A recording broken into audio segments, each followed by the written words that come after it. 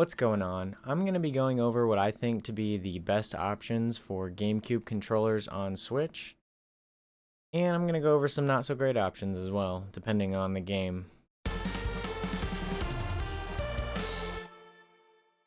These are what I consider to be the viable options. There's the PowerA Wireless controller, the Hori Pad, GameCube Joy-Cons, the regular GameCube controller, another PowerA Wireless controller, and then the Pro controller. First up is the PowerA Wireless controller. The silver one was the first one released, and it's a little worse. They recently came out with a updated version. They both have the same functions. They're both wireless. They both are run on non-rechargeable batteries. They have clickable sticks. All of the buttons you need for a Pro controller. They have the GameCube style layout, a larger D-pad than the original GameCube controller. The real difference between them are the triggers. ZL and ZR buttons on the old one had a much further travel distance for no reason at all. It made it feel much worse and would cause a lot of misinputs for the person. The newer one, it doesn't travel as far, and it has a much more satisfying click, which resulted in less missed inputs. There's a problem with both of them, and that's the sticks. So they are both just really slippery. The gray stick, it isn't too bad because it has those circles for the grip, but on the C stick, there's just not a lot of grip on that one. It's really smooth plastic on the old one. The newer one is a little bit better. It's sort of a rougher plastic, so it gives you a little bit more to grip on, but it's still not great. Both of them have the notches so that you can angle your attacks and or movement, and that's very helpful. Helps you put out the right move at the right time.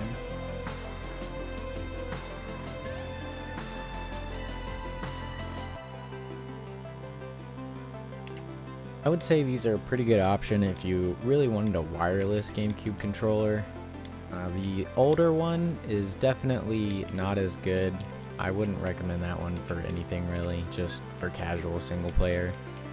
The newer one, I could see you having matches with your friends and not being held back by it, but it just could cause issues every once in a while. So if you really were looking for a wireless GameCube controller, I think this is probably the best option.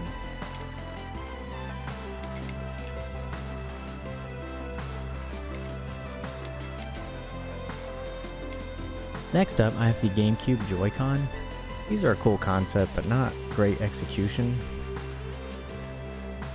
They have all the buttons needed for JoyKhan, and have everything else but the IR sensor, but the quality and implementation just aren't quite there.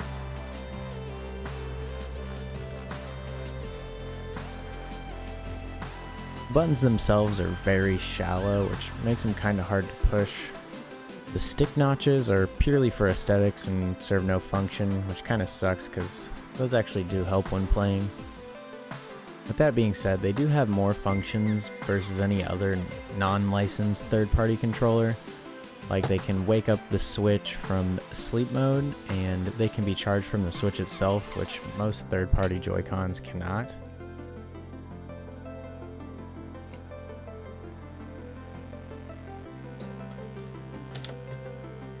And if you are going to play Smash in handheld mode, I do believe these make it the easiest, if you are used to the GameCube controller, that is. They are probably not worth the price though. They are $60 on Amazon. I don't know if you can find them cheaper anywhere else. I wouldn't really recommend these unless you wanted a GameCube style button layout for handheld play only. But if you have a grip that they work in, they do work okay as a regular controller too.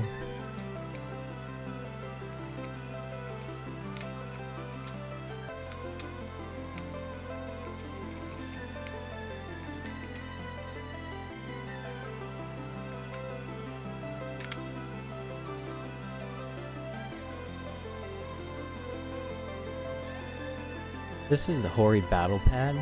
This one's similar to the PowerA controller, but it's a little better. It's wired, which might be a downside for some. positive for others. It has all the necessary buttons for the Pro Controller status, but there is no rumble, amiibo, or NFC. The sticks on this one are way better than the PowerA controller. They have a nice rubber grip and don't press down too easily. The triggers don't have a lot of travel to them, which is good because they're just digital. But for some reason they flipped ZL, ZR, and L and R, which for Smash isn't bad because you can change them in the controls, but for other games it could be frustrating. They have a textured grip on the handles, making it easier to hold. And this controller is pretty cheap. I got mine on sale for like $10, but I'm pretty sure they go for around $25 normally. I would definitely recommend this one if you don't have just a regular GameCube controller. Maybe more for just Smash because of the Switch triggers and bumpers. But if it's a game that doesn't use those too much, then I can see this being a pretty good option. This is just the regular GameCube controller. Most people probably already know about this one. This one specifically is from Smash Bros. For Wii U.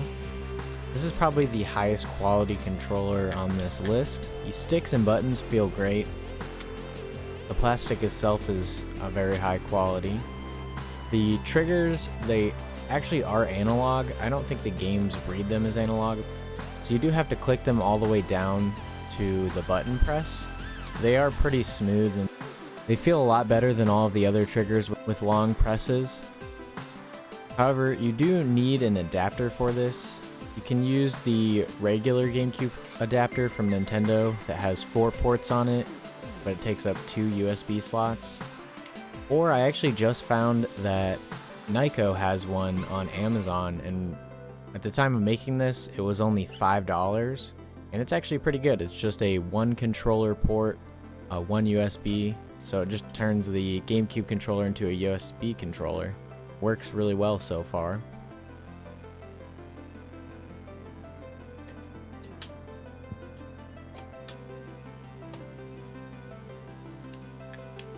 I would say if you're really trying to get into Smash Bros. More competitively, or you really just want that original GameCube feel, this is your best option.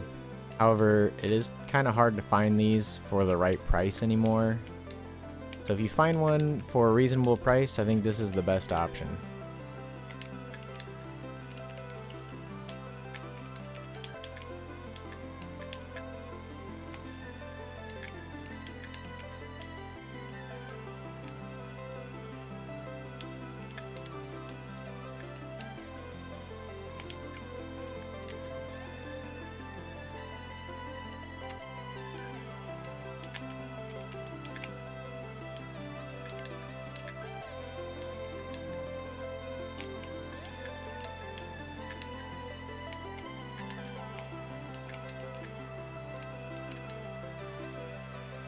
Lastly, this is the Pro Controller. It's just your standard controller. If you're not already used to the GameCube layout, this is probably your best option. It's got solid buttons. The sticks are really nice.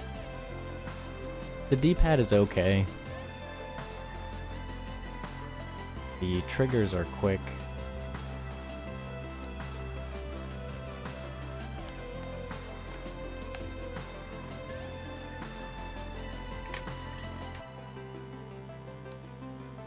And it can be used wirelessly or wired.